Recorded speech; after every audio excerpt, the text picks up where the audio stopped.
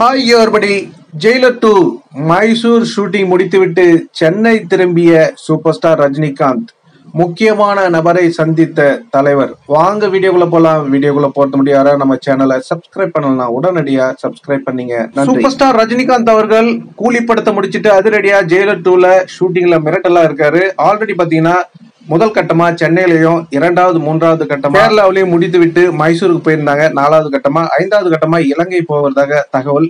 தலைவர் இப்ப வீட்டுக்கு வந்துட்டாரு. வீட்டுக்கு வந்துட்டு கொஞ்சம் ரெஸ்ட் எடுத்துட்டு மீண்டும் ஜெயிலர் 2 ஷூட்டிங்ல இணைவார் அப்படின்னு சொல்லப்படுது. எது எப்படியோ மைசூர் மக்கள் இவ்வளவு பிரம்மாண்ட வரவேற்பு தலைவருக்கு கொடுப்பாருன்னு யாரும் எதிர்பார்க்கவே இல்லைங்க.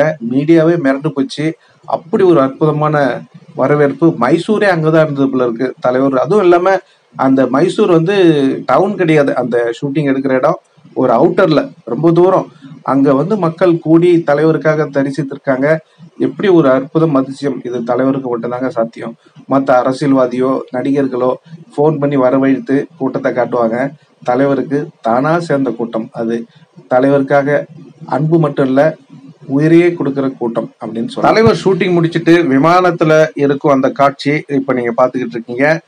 சென்னை திரும்பும் போது போட்டோ எடுத்து யார சமூக வலைதளங்கள்ல இப்போ ட்ரெண்ட் ஆகிட்டு இருக்காங்க. நீங்க பார்த்து கொண்டு இருப்பது அந்த புகைப்படங்கள் தான். இப்போ அதிரடியா பாத்தீங்கன்னாக்கா சூப்பர் ஸ்டார் ரஜினிகாந்த் அங்க முக்கியமான நபர்களை சந்திச்சிருக்காருங்க. இவங்க யாருன்னு பாத்தீங்கன்னாக்கா நம்ம ராஜ்குமார் இருக்காருங்கள, நடிகர், கர்நாடகா சூப்பர் ஸ்டார், அவருடைய மகள் மற்றும் கிராண்ட் டாட்டர். இவங்க ரெண்டு பேரும் தலைவரை வந்து சந்திச்சிருக்காங்க. இவங்க சூப்பர் ஸ்டார் ரஜினிகாந்துடைய நெருங்கிய நண்பர் ராஜ்குமார் அப்படின்றது குறிப்பிடத்தக்கது. வீரப்பன் கடத்திய போது தலைவர் முக்கியமான பங்கு வகித்தார். ஏன்னா அவங்க வீரப்பன் கடத்திய போது எனக்கு உதவி பண்ணுங்கன்னு சொல்லிட்டு வந்து நின்னது தலைவர்கிட்ட தான். அவங்க குடும்பத்தோட அவங்க பிள்ளைகள் எல்லாருமே வந்து தலைவர்கிட்ட நின்று எப்படியாவது காப்பாத்துங்க. தலைவர் ஒன்றும் செய்யறது புரியாம நேரடியா கலைஞர் அவர்களை, டாக்டர் கலைஞர்கிட்ட கூட்டிட்டு போய் நேரா அவங்கள விட்டுட்டாங்க. உடனே அவங்க அதிரடியா முயற்சி எடுத்து எப்படி ஒரு வழியா வீரப்பங்கிட்ட ராஜ்குமார் அவர்களை காப்பாற்றியது தலைவருக்கும் பங்கு உண்டு அப்படின்னு எல்லாரும் தெரிஞ்சுக்கணும். ஏன்னா முழு முயற்சி எடுத்தது சூப்பர் ஸ்டார் ரஜினிகாந்த் அவர்கள் தான். அதுக்கப்புறம் நம்ம நக்கீரன் கோபாலன் அவர்கிட்ட போயிட்டு எப்படியாவது நீங்க தான் அவங்ககிட்ட தொடர்புல இருக்கீங்க, நீங்க எப்படியாவது காப்பாற்றணும் அப்படின்னு ரொம்பவும் சொல்லியிருக்காங்க. அது மட்டும் இல்ல, வீரப்பன் வந்து சூப்பர் ஸ்டார் ரஜினிகாந்துடைய வெறித்தனமான ரசிகரா. அதனால தலைவர் என்ன சொன்னாலும் அவர் கேட்பாராம். அப்போ எல்லாத்தையும் சொன்னப்போ வீரப்பன் அதை ஒப்புக்கொண்டு அவரை ரிலீஸ் பண்ணியிருக்காங்க. அது இல்லாம தலைவர் மாறு இடத்துல அங்க போவதா தலைவர் ரெடி ஆயிட்டார். வீரப்பன் வந்து தலைவரை பார்க்கணும்னு ஆசை, அதனால தலைவர் ரெடி ஆயிட்டாரு. ராஜ்குமாரை போய் எப்படியாவது கையோட கூட்டு வந்துடணும் அப்படின்னு. உடனே கலைஞர் தான் தடுத்துட்டாரு. ஏற்கனவே ஒரு சூப்பர் ஸ்டார் அங்கே மாட்டிக்கிட்டு ரொம்ப அல்லால பிள்ளைல ஆகுது.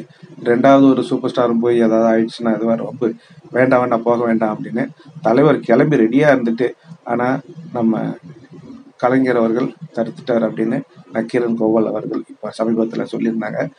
எல்லாரும் சொல்லுவாங்க தலைவருக்கு பவர் இல்லை, அது இல்லை, இது இல்லைன்னு. ஆனா அவர் நினைச்சா எது வேணாலும் செய்யலாம். ஆனா அவர் அமைதியா இருக்காரு. இன்னைக்கு இருக்கிற நம்ம இந்தியாவில் இருக்கிற எத்தனை முதல்வருக்கும் ஒரே ஒரு ஃபோன் கால், அடுத்த நொடி அவங்க உடனே திருப்பி ரிப்ளை பண்ணுவாங்க. அவ்வளோ ரெஸ்பெக்ட் தலைவருக்கு இருக்கு. ஏன் அங்க இருக்கிற முதல்வர் மட்டும் இல்ல, இங்க இருக்கிற பிஎம்ஆ இருக்கட்டும், உலகத்துல எந்த நாட்டுல இருந்து பிஎம்ஆ இருக்கட்டும், பிரசிடென்டா இருக்கட்டும், தலைவர் பேசலாம். ஏன்னா எல்லாருக்கும் தெரிஞ்ச ஒரு மனிதர் சூப்பர் ஸ்டார் ரஜினிகாந்த் அவர்கள். ஆனா ஓஎஸ் கார்டில் உட்காந்துட்டு அமைதியா இருக்காரு. அதுதான் அவருடைய ஸ்பெஷாலிட்டியே. ஓகே நண்பர்களே, நீங்க சொல்லுங்க, ஜெயிலர் 2க்காக நீங்க எவ்வளவு ஈகரா வெயிட் பண்ணிட்டு இருக்கீங்க? இந்த படம் எவ்வளவு கலெக்ட் பண்ணும் அப்படின்றத உங்களுடைய கருத்துக்களை கமெண்ட்ல சொல்லுங்க. இந்த தகவல் உங்களுக்கு பிடிச்சிருந்தா லைக் பண்ணுங்க, ஷேர் பண்ணுங்க, கமெண்ட் பண்ணுங்க, முக்கியமா சப்ஸ்கிரைப் பண்ணுங்க. நன்றி, வணக்கம், ஜெய் ஹிந்த்.